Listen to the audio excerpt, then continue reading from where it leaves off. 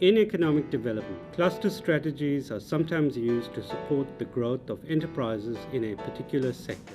Where similar enterprises are clustered together in the same geographical space, there are often economic benefits to all of them, even if they are in competition with each other. Cluster strategies are often supported by cluster organizations, which provide support to the common interests of the enterprises in a cluster. They interact with important role players such as government, research institutions, the banks, and training institutions to ensure that the needs of the sector are understood and advanced.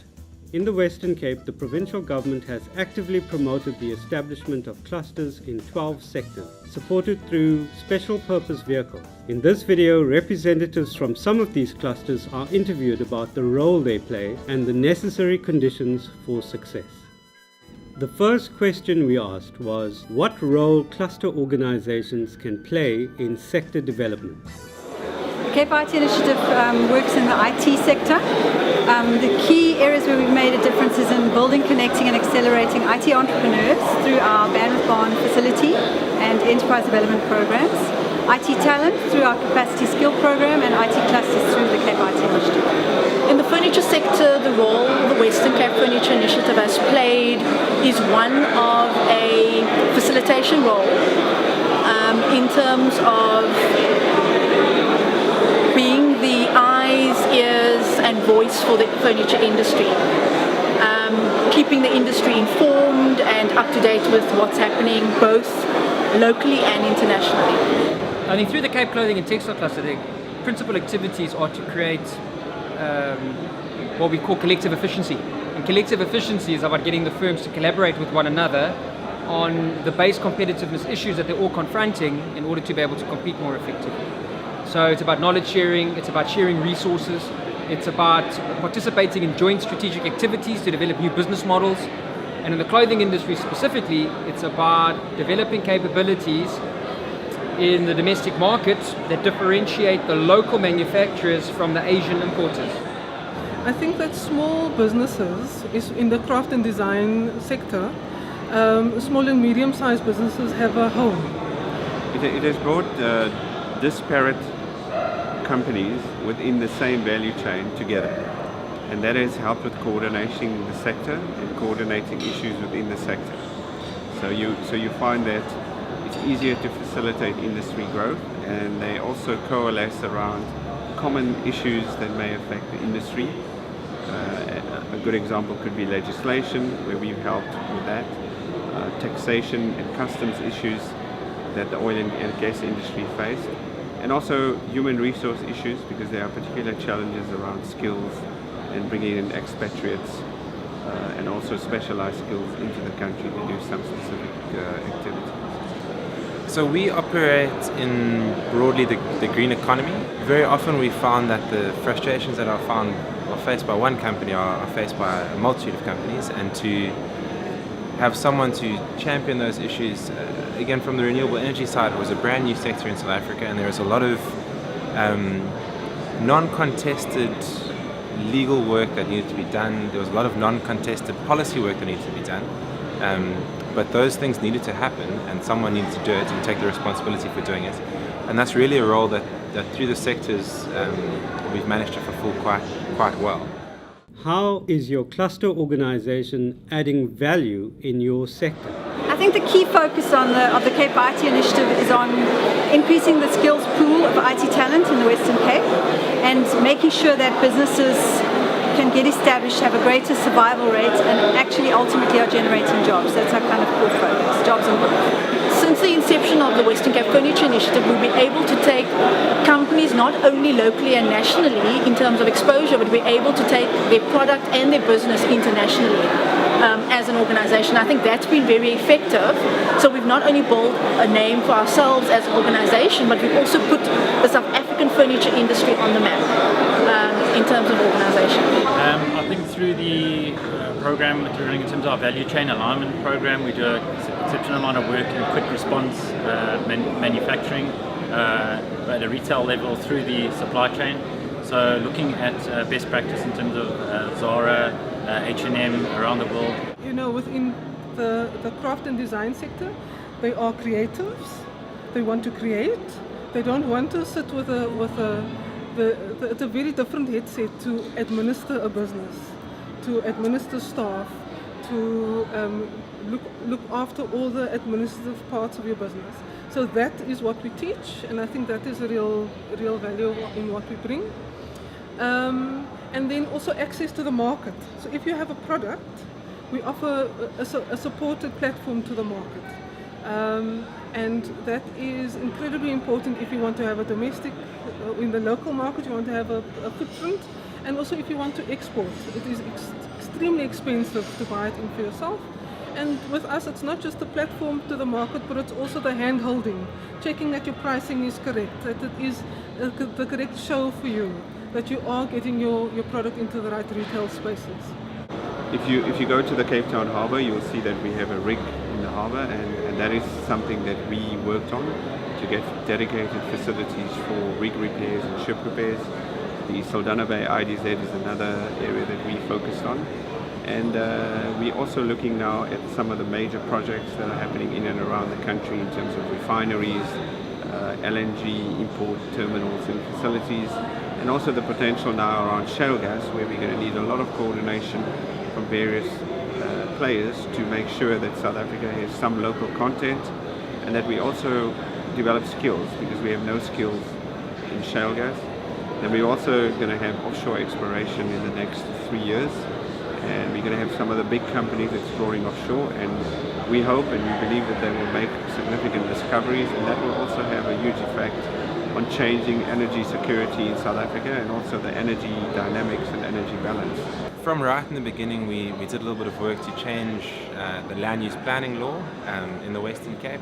Basically, there was no zoning regulation for renewable energy, and after a 6-month process, it's possible to zone for renewable energy. The other stuff that we've done as sectors is we've managed to coordinate some of the universities, the FET colleges, CPUT, Nelson Mandela Bay Metropolitan University, basically as a collective approach, the National Department of Higher Education, to put forward a suggestion for funding around renewable energy training. And the combination of the industry, the academic institutions, the FET colleges really made that a successful intervention. What are the critical ingredients for a successful cluster? Clusters work when you're able to build trust between industry, governments and academia, and where the civil society body like ourselves, because we're a non-profit, can actually facilitate conversations about wicked and difficult problems that are not easy for anyone to solve on their own.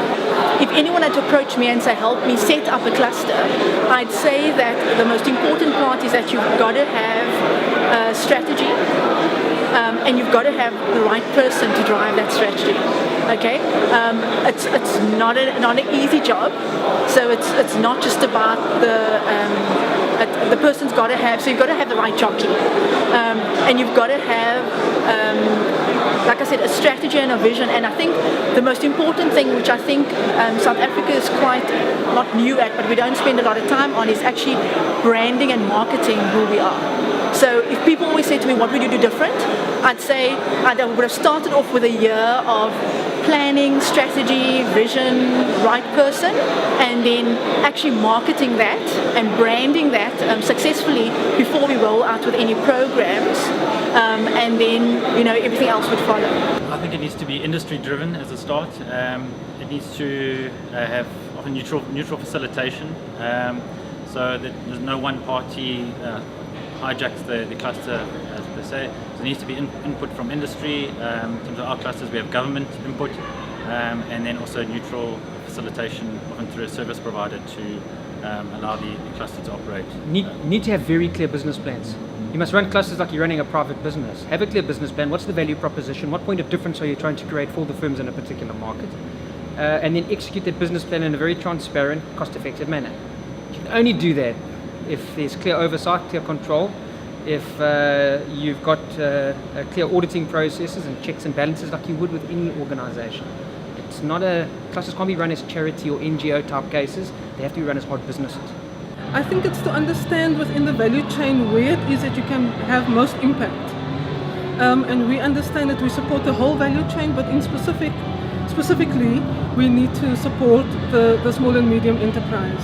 The larger enterprises, the larger businesses, they can buy in services for themselves, but it is the small ones that need that bit of support and need a subsidized service. It's people. It all has to be down to the people that are involved in the cluster, the people that are involved in the board of that cluster. Well, the most important lesson is that you need to have some momentum, meaning that you need to have quite a few players in the industry. So if you have one or two, it's not going to work. You need to have, I would say, at least 50, and we have 150 members across the different sectors of the oil and gas value chain. And then you have to find common ground and bring the industry together and show that you can add value. What challenges do you face? I think the key challenges clusters tend to face is funding, especially sustainable long-term funding, because the work that we do is long-term because we're dealing with underlying systemic problems. So funding's a problem, and as a result, resourcing. I think that there are various internal obstacles as well as external obstacles. Specifically for the furniture industry, if I can make an example, is that we've got lots of figures being thrown around. 201 billion rand spent on government alone in furniture procurement. 10 billion rands worth of furniture coming in from China. Only 2.5 billion of exports going out into the country. And the challenge is that we can, through this organization, turn those around into opportunities for South Africa.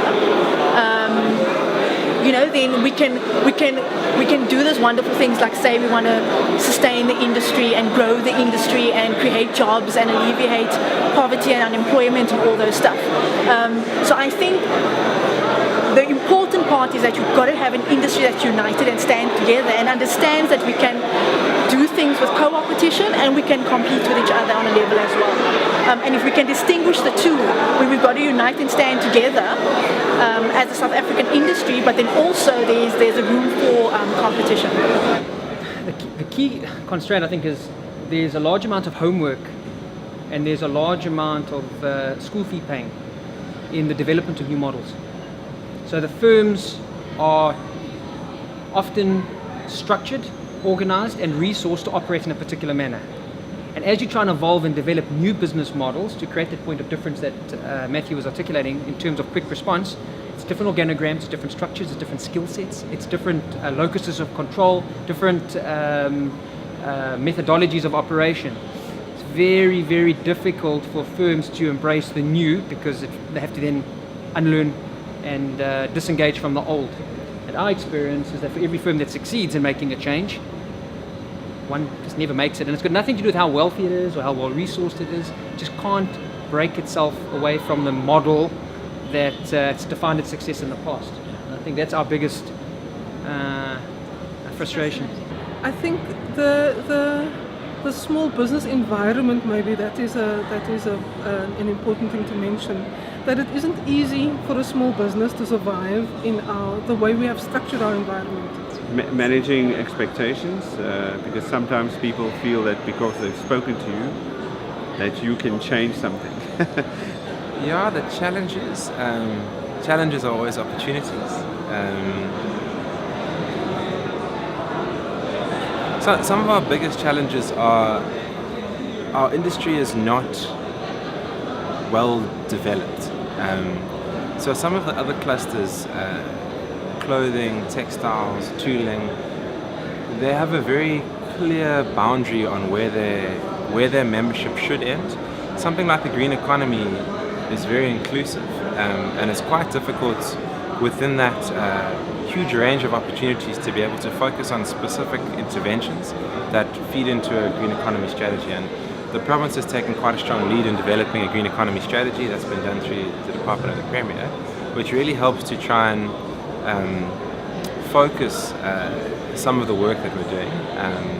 But there is a lot of scope for mandate creep or broadening out the focus. And if you're working on 10,000 things simultaneously, you're not going to achieve anything. But if you work on a couple of focused things, then hopefully you'll achieve a lot more.